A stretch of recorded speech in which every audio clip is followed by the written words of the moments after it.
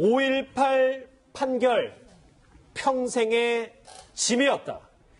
청문회 오늘 또 다른 주인공 김희수 헌법재판소장 후보자입니다. 본격적으로 이 김희수 후보자에 대한 논란 얘기를 해보기 전에 이수 변호사님, 다른 후보자들이랑 좀 다른 게 무려 700페이지나 되는 한 2배 분량의 서면 답변서를 준비를 했다고 하더라고요. 그만큼 성의가 있다고 볼 수도 있고 또 한편으로는 굉장히 자신감이라고 볼 수도 있다고 생각합니다. 저는 더 자세하고 구체적인 답변은 그만큼의 자신감이라고 보이고, 그리고 재판 관련된 그 답변들이면 아마 관련된 자료들이 더 좀 분량이 많을 수도 있다고 보이는데요. 김희수 재판관의 경우에는 이제 5.18 판결에 대해서 그 평생의 짐이었다라고 굉장히 그 자기 고백을 했죠. 그리고 그게 사시가 된 후에 사법연수원 수료 직후에 군법무관 1년 차일 때 판결이었다라는 이제 실정법을 뛰어넘기 어려웠다라는 거는 좀 인간적으로는 좀 이해할 만한 그런 답변이라고 보이지만, 하지만 모르겠습니다. 이제 국민의당 그 청문위원들이 어떤 태도로 질문을 할지 그거는 좀 더 지켜봐야 될 것 같습니다. 이 700쪽이 넘는 서면 답변서를 준비했는데 오늘 진짜 발언을 어떻게 했는지 지금부터 확인을 해볼까요? 이 김희수 후보자에 대한 최대 논란은 여러분도 아시다시피 5.18 당시에 시민군을 태운 버스 운전사에게 사형을 내린 것, 이겁니다. 오늘 해명 김희수 후보자 이렇게 얘기했습니다. 저는 5.18 광주 민주화운동 당시 군 검찰관으로서 주검의 검시를 담당하였고 군 판사로서 민주화운동 관련자들의 재판을 맡기도 했습니다. 이 경험은 저에게 평생의 괴로움으로 남았습니다. 그러나 동시에 판사로서 저를 끊임없이 성찰하게 만들었던 내면의 거울이 되기도 했습니다. 물론 그러지 말라는 법은 없지만 이 문제 제기를 한 분이 여당의 금태섭 의원이란 말이에요. 사과할 기회를 준 거다라고 저희가 봐야 될까요?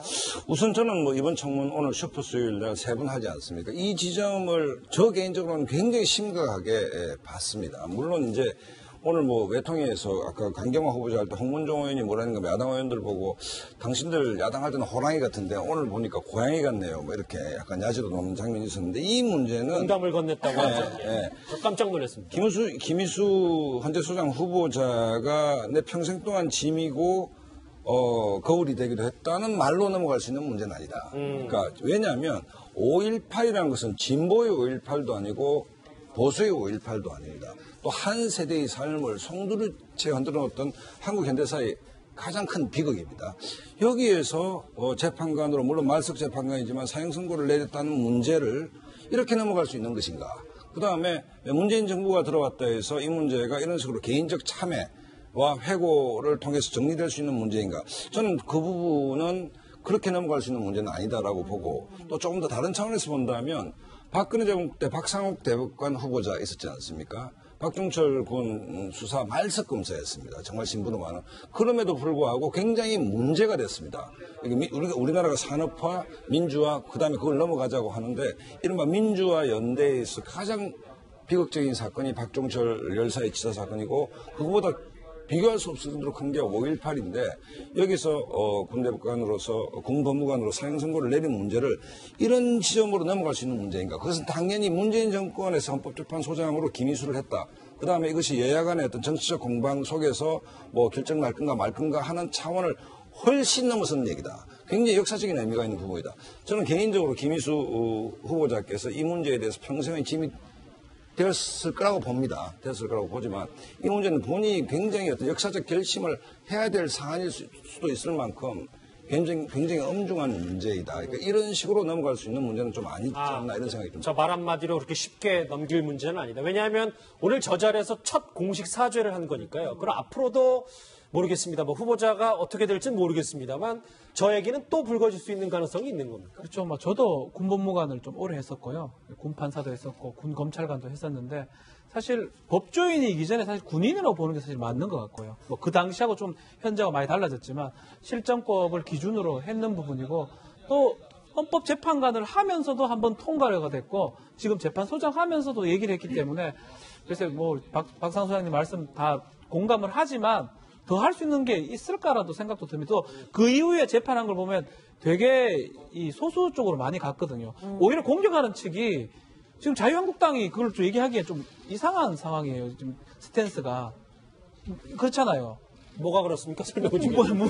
묻기가 자유한국당 입장에서 좀 보수적인 정당에서 그 얘기를 좀 묻기에는 사실 좀 애매하거든요. 그러다 보니까 금태섭 의원이 여당 의원이 지금 질문하는 상황이 됐고, 글쎄요, 이걸 제대로 공격할 수 있을지 그것도 의문입니다. 그러니까 자유한국당이 뭐 이 부분을 공격한다는 게 이상한 지점이 있다는 박 변호사님 말씀을 저도 뭐 수긍한 측면이 있는데, 제 얘기는 이 문제가 뭐 자유한국당, 민주당의 문제가 아니고 현 집권 세력이 굉장히 이 사리 깊게 이 문제를 볼 필요가 있다는 얘기입니다. 아까 박상욱 그 대법관 후보자 건을 예를 들었는데, 향후에 이른바 역사 바로 세우기 이름으로 이런 문제들이 새로운 사실이 규명됐을 때 문재인 대통령이나 현 집권 세력이 이 문제에서 역사라는 기준으로 어떤 단죄를 아니면 옳은 소리를 했을 때 이 문제가 끊임없이 발목을 잡을 수가 있다는 생각이 듭니다. 그렇기 때문에 이 문제는 뭐 여야의 문제도 아니고 보수 진보의 문제도 아니고 현 집권 세력도 김희수 후보자가 굉장히 아주 깊고도 그 숙고하는 차원에서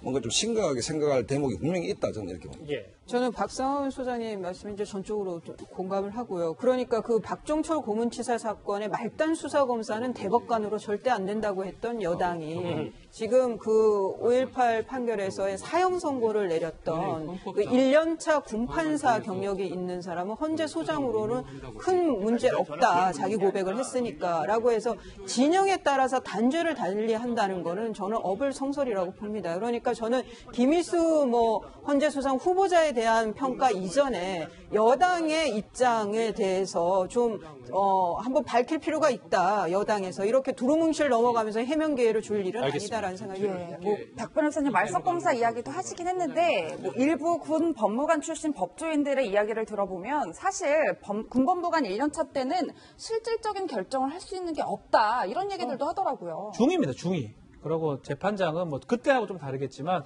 재판장 중대령이고, 글쎄요, 뭐 현실적으로 봤을 때 과연 중위가 이거 무죄인데요라고 할 수 있을까요? 절대 할 수 없는 상황이었다고 봐야 되겠고요. 그 상황이 계엄령이 선포돼 있고, 그 상황에서 중위 대위 정도의 1, 2년 차 군법무관이 어떻게 했을까 봤을 때, 그러니까 역사적인 부분은 충분히 저도 공감을 하지만 그 김희수라는 사람을 기준으로 봤을 때 과연 그거를 더 이상 요구할 수 있느냐고 라고 했을 때는 저 정도 사과로 받아줘야 되지 않겠나 좀 생각도 듭니다. 그러니까 박 변호사님 말씀이 합리적이고 일리가 있는데 네. 그럼 향후에 이 문제는 단순히 김희수 한 사람이 현재 소장이 되느냐의 문제가 아니고 향후에 지금 5.18 문제라든지 과거 민주화 연대 군사 정권의 문제라든지 이 문제가 이제 뭐 우파 정권에 들어오든 좌파 정권에 들어오든 거기서 어떤 문제가 있었던 사람이 공직에 나갈 때 내재적으로 그런 환경이었습니다라고 한다면 다 익스큐즈가 돼야 되는 상황 아니겠습니까? 예. 뭐 그런 지점에서 봤을 때 뭐 우리가 문재인 대통령의 현충일 기념 식사에서 보수의 애국, 진보의 애국이 아니고 애국이 중요하다. 뭐 그다음에 보훈처를 장관급으로 격상시키겠다. 그럼에도 불구하고 친이라는 사람은 3대가 잘 살고 독립운동하는 사람들은 3대가 어렵게 살았다. 이 역사를 파헤쳐야 된다고 얘기하는데 이 문제는 김희수 후보자가 특별히 뭐 그 시점에 불가피한 상황이 있었다 없었다가 본질이 아니고 5.18 문제에 대해서 문재인 정부는 김희수 후보자 정도의 역사적 리코더가 있는 사람도 양해가 된다는 의미로 받아들일 수 있다는 측면에서 굉장히 큰 역사적 의미가 있는 어떤 청문회였다 저는 이렇게 봅니다. 문 대통령의 고민거리다. 김희수 후보자는 사실 통진당 해산 결정 당시에 자신의 입장에 대해서 오늘 이런 답변도 했습니다. 목소리 들어보시죠. 이석기 일파의 내란 관련 활동 부분에 대해서 반대 의견을 낸 걸로 오해하는 분들이 계신 것 같습니다. 그 부분은 명확히 밝히고 넘어가겠습니다.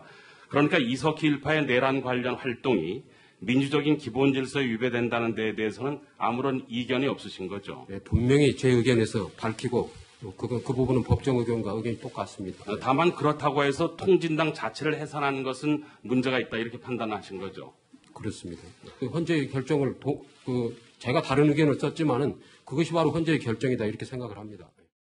예, 실제로 김희수 후보자의 별명이 미스터 소수 의견이란 별명도 있다고 하는데 사실 세월호 관련해서 그 탄핵 심판 과정에서도 소수 의견을 냈었잖아요. 네, 그때 뭐 보충 의견을 냈죠. 그리고 이제 지금 통진당 이제 이 해산 과정에서 이제 8대1 할 때 그때 일했었던 분입니다. 뭐 아까도 뭐 그런 내용은 이야기하셨는데 일단 저는 그렇습니다. 이게 지금 그 정부에서 사실은 이제 청와대에서 이 김희수 후보자에 대한 어떤 청문 보고서, 청문 요청서를 국회에다 보낼 때 가장 거기에 중요하게 했던 이유가 바로 이 통진당 해산에서 이 어떤 소송에 섰다. 이 부분을 지적을 한 거예요. 저는 거기에 상당히 문제가 있다고 봅니다. 예를 들어서 이분이 김희수 재판관이 지금 그 재판 중에 제일 지금 연장자고 하기 때문에 뭐 그렇게 해서 했다라면 모르겠지만 소수 의견을 냈고 통진당 그걸 냈기 때문에 이는 헌재 소장의 자격이 있다. 저는 이거 자체의 발상이 된 문제라고 보는 것이거든요. 왜냐? 사실 헌법재판소에 뭐 소수 의견 내는 분이 분명히 있어야 됩니다. 그렇죠. 또 있을 수도 있고. 그렇지만 헌법재판소 재판관과 헌법재판소 소장은 저는 다른 기준이라고 봐요. 자, 그렇다고 한다면 소장의 어떤 의미라 본다면 그래도 그 중에서 어떤 머저리티, 즉 타수를 차지하는 의견을 가지고 있어야 되는데, 그러니까 지금 이 김희수 후보자 같은 경우는 매 재판마다 상당히 소수편에 많이 섰습니다. 자, 그런 분이 일단은 이제 소장이 된다라는 의미는 좀 다른 의미고, 더군다나 통진당과 관련해서는 사실 우리 사회의 어떤 어느 정도의 의견과 또 이런 것들이 있는 상황에서 그걸 이유로 이 정부가 이거는 소장이 되어야 된다라고 하는 것 자체는, 그럼 통진당 해산에 대해서 과연 이 정부는 지금 반대하고 있는 것이 아닌가라는 걸 간접적으로 의사를 내비친 것이거든요. 다 아시겠지만 통진당 같은 경우는 이석기 의원과 그 수도원에서 열렸던 회의록이 다 나와 있지 않습니까? 알겠습니다. 그런 문제를 따져본다면 그런 면에서는 저는 좀 부적합한 것이 아닌가라는 좀 생각이 듭니다. 이 김희수 후보자에 대해서 지금 5.18에서 사형 판결도 있었고, 그리고 지금 얘기했던 통진당 해산권도 있지만 아마 더 화제가 되는 건 이거예요. 오전에는 그 내용이 나오진 않았습니다. 이수희 변호사. 예. 이 교통벽구 위반이 30건이 넘기 때문에 이거에 대해서도 얘기가 좀 더 나올 것 같긴 한데요. 이게 이제 과거 그 헌재 재판관으로 임명될 때 그때 그 인사청문회에서도 문제가 됐었는데요. 주정차 위반하고 그 버스 전용차로 위반이 34회나 된다, 한 10년 동안에. 이거는 그러니까 운전을 정말 김희수 후보자가 했는지 우선 좀 따져봐야 되고, 단속이 될 때 이 차량 명의자는 뭐 김희수 후보자라도 그 운전자가 다른 사람일 수는 있는 거죠. 그런데 만약 김희수 후보자라고 한다면 저는 이것도 상당히 심각한 뭐 공인으로서의 그 마인드에 문제가 있다라는 생각이 듭니다. 이건 오후에서 어떤 해명을 내놓는지 봐야 될 것 같습니다. 좀 보충 설명을 드리면, 예. 이 이제 김희수 후보자는 이제 그 전용 차가 있기 때문에 그걸 타고 다니시는데, 이 집에 차가 있는데 이제 아드님이 굉장히 속도를 즐기시는 분이세요. 이제 그러다 보니까 이 차를 가지고 이제 아드님이 운전을 이제 많이 하다 보니까 결국 이제 위반을 했고, 또 그것이 이제 지금 이제 어떤 면에서 보면 이 차의 주인은 지금 이 김희수 후보자이기 때문에 모든 딱지나 이런 것은 다 김희수 후보가 나왔기 때문에 이제 이렇게 지적된 것이, 아마 본인도 이제 아마 오후에 때는 뭐 그런 사정들 좀 이야기를 할 것 같은데, 좀 뭐 집안 이야기라서 아직 오전에 이야기하지 않았는데, 일단 제가 알기로는 그 아드님 중에서 한 분이 상당히 속도를 즐기는 분이 있다는 정도로 알고 있습니다. 강경호 후보자나 뭐 김희수 후보자나 지금 이제 자식 문제로 조금 골머리를 청문회에서 앓고 있는데, 오전에는 그 목소리가 없기 때문에 5년 전 김희수 후보자의 교통법규 위반 목소리를 같이 들어보시죠. 지난 10년 동안 주정차 위반이나 또는 그 버스 전용차로 위반으로 단속한 사례가 많이 있는 걸로 이렇게 자료 통보를 받았습니다. 그거는 아마 저희 집 차가 아마 그래서 이제 되게 시간대를 보면은 제가 쓰던 시간은 아닐 것으로 생각을 합니다. 저는 뭐 그런 별로 기억은 없는데, 저희 집 앞이 그 공원 가는 도로입니다. 근데 집 앞에 세운 것이 자꾸 단속이 돼가지고 좀 주차 위반이 많아진 것 같습니다. 예, 뭐 말씀처럼 네. 운전자가 자녀였다면 좀 얘기는 달라질 것 같긴 한데, 일단 이것만 놓고 보면 교통법규 자체가 후보자 검증하는데 너무 사소한 문제다라는 주장과 함께 또 일각에서는 이런 단순한 법규까지 지키고자 하는 의지가 없는 것이다, 뭐 이런 지적들도 있어요. 참 어려운 것 같아요. 저희가 참 장관이나 뭐 하기가 좀 쉽지가 않은데, 만약에 본인이 위반한 거라면 이거는 뭐 법조인이잖아요. 34번이 좀 많아서. 너무 많죠. 사실 본인이 다 해고 뭐 속도 광이고 맘 때나 주차하고 버스 연사로 만들어 들어가고 이렇게 하면 그거는 진짜 문제가 되지만, 글쎄 아마 시간대로 봤을 때는 본인이 아닐 가능성이 아주 높고, 위원장님이 말씀하셨겠지만 장남이라든지 가족이 운전했던 부분이고, 본인도 해명하는 거 보면 시간이 안 맞기 때문에 내가 그거를 뭐 할 수가 없다. 다만 주위 그 공원이 있는데 거기에 주차가 된 거 아니냐라는 식으로 해명했기 때문에 아마 이 부분은 큰 문제는 없어. 그리고 이제 글쎄요, 뭐 이 차 파는 사람들 보면 교통 위반 많이 해가지고 뭐 압류돼 있는 사람 많거든요. 본인이 했는 거라면 뭐 이건 충분히 문제가 되지만 본인이 아닌 가족이 했던 부분이 이제 인정된다면 뭐 이런 부분 넘어가야 될 부분이 아닌가 이렇게 봅니다. 지금까지 이제 강경화, 김희수 이 두 후보자에 관한 청문회 핵심 요약을 좀 해봤는데 사실 문재인 정부 내각 구성의 분수령이 될 건 분명해 보입니다. 오늘 오전 여야의 입장은 극명히 달랐습니다. 목소리 들어보시죠. 그 야당에서 아직 지금 청문회를 거치지도 않은 후보에 대해서 부적격 판정을 내린다는 것은 국민들이 볼 때 반대를 위한 반대다 이렇게 생각하지 않을까 싶습니다. 요새 하는 그 여당의 태도를 보면 마치 사기의 지록 위마를 떠오르게 합니다. 이 권력에 눌려서 사슴을 사슴이라고 하지 못하는 여당의 행태가 저는 문재인 정부를 잘못 이끌고 가고 있는 것이 아닌가. 일단 여당에서는 반대를 위한 반대는 말아야 된다라는 얘기입니다. 우선 이 장면이 좀 한심한 장면인데 의원식 정우택 두 분이 라디오 프로에 나와서 서로를 비난하고 있는데 이 두 분이 원내대표 아닙니까? 예. 원내대표는 이 방송에 나와서 말하는 자리가 협상하는 사람들이거든요. 협상을 해야 될 사람들이 서로 그 매체에 나와서 자기 주장을 한다. 이거는 여의도에서 정치가 없다. 정치가 실종돼 있다는 걸 반증하는 것이기 때문에 이건 대단히 잘못됐다. 당내 많은 사람들이 있는데 공격하는 사람이 있고 물밑에서 협상해야 될 사람이 있는데 원내대표 과거 원내 총무는 정치의 꽃이라 그러고 정말 그 상대를 배려하고 하면서 주고받고 뭐 부정적 의미가 아니고 정치적 협상의 한가운데 있어야 될 이 두 분이 라디오 프로 나와서 서로를 이렇게 비난하고 있다는 것은 내가 지금 누구인지를 잘 모르는 것 같다는 느낌이 이제 하나가 들고 두 번째 이제 야당 입장에서 아까 홍문종 의원 말씀을 드렸는데 당신들 뭐 몇 달 전까지 호랑이로 보이더니만 뭐 고양이가 된 것 같아.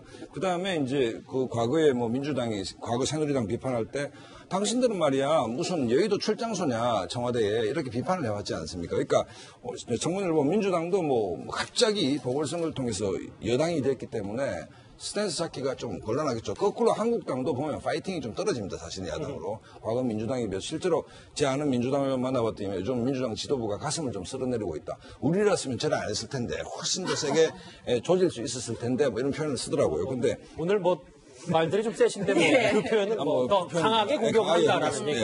우리 흔히 소주 마시고 사는 얘기이기 때문에 쉽게 나왔습니다. 어쨌든 간에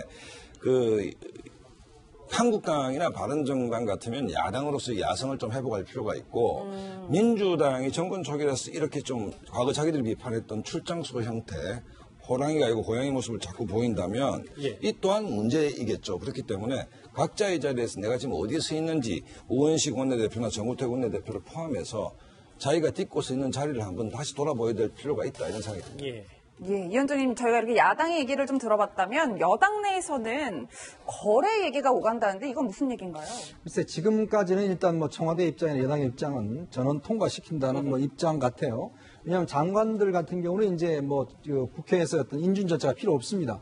청문 보고서만 채택하면 바로 이제 할 수가 있는데 그렇죠. 문제는 이제 야당이 청문 보고서 채택 자체를 이제 하지 않을 것이냐 아니면 보고서 채택을 하는데 그 안에가 부적격 의견을 넣을 것이냐 이제 이것이거든요.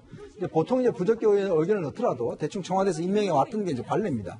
근데 지금 문제는 이제 여당 입장에서 본다면 예를 들어서 역대 낙마율이 보면 박근혜 정부에서는 14%였어요.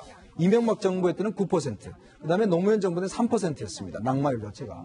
근데 지금 이제 아직까지 지금 그 18명 부장관들 중에서 6명밖에 지명되지 않은 상황이거든요. 그런 상황에서 아직까지 알 수 없는 상황이지만 아마 여당 입장에서는 보면 지금 일단 이거 통과시키기 위해서 뭔가 누구 하나를 희생양으로 삼아야 되지 않느냐라는 또 이야기 있을 수가 있고. 여당 내부에서. 그렇죠. 또 한편에서는 앞으로 지금 장관들이 너무 많은데 그렇죠. 벌써부터 한 명 양보하기 시작하면 나중에는 계속 떡 하나씩 더 주듯이 그렇게 해야지만 되는 거 아니냐. 또 이런 또 이제 반론도 있어요. 그렇기 때문에 아예 그냥 인사에 밀어붙이고 나중에 야당하고 뭔가 타협점을 찾자. 이런 의견도 있는 것 같습니다. 오전 청문회 핵심 요약까지 해봤는데 좀 쉼 없이